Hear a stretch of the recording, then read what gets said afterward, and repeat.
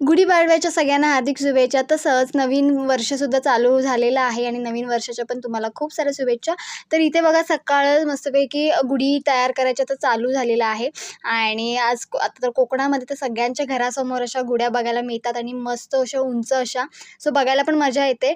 तर इथे आता गुढीचं सगळं हे असेल, फुलांचा हार असेल, कापड असेल. आता काही जण पूर्ण साडी लावतात, काही जण ब्लाऊज पीस असेल ते पण लावतात. तुम्हाला जसं पाहिजे तसं तुम्ही लावू शकता. आम्ही इथे लावलं होतं छानपैकी पीस आणि त्याच्यावरती कलश ठेवलेलं आणि आपली जी गुढी आहे ती बघा किती दिसायला पण छान दिसते.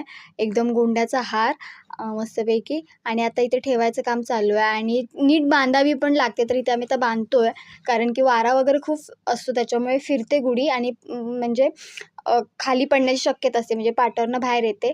आणि अंगण तर तुम्ही बघितलंच असाल व्हिडिओमध्ये, तर आपण अंगण आदल्या दिवशी सारवलेलं होतं आणि कोणतेही सण म्हटलं की सारवणं हे आलंच. मग तुमच्या घरातला समारंभ असू दे, शिमगा असू दे, नाहीतर जे काही असेल त्याच्यामध्ये सारवण केलं जातं.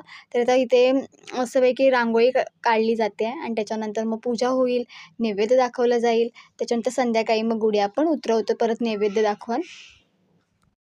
तर अशा पद्धतीने सगळं केलं जातं. संध्याकाळी वगैरे नैवेद्य दाखवून उतरवली जाते. तर आमची अशा प्रकारे आम्ही कोकणामध्ये गुढी साजरी केली आणि छान मजा आली.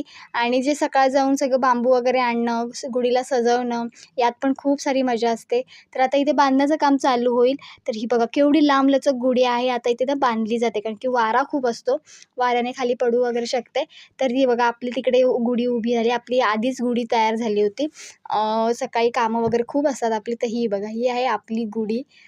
लवकर आपण केली होती कारण की कामांना वगैरे जायचं असतं. तर अशा प्रकारे आम्ही गुढी साजरी केलेली. अशा प्रकारे घरासमोर गुढी आम्ही उभी केलेली.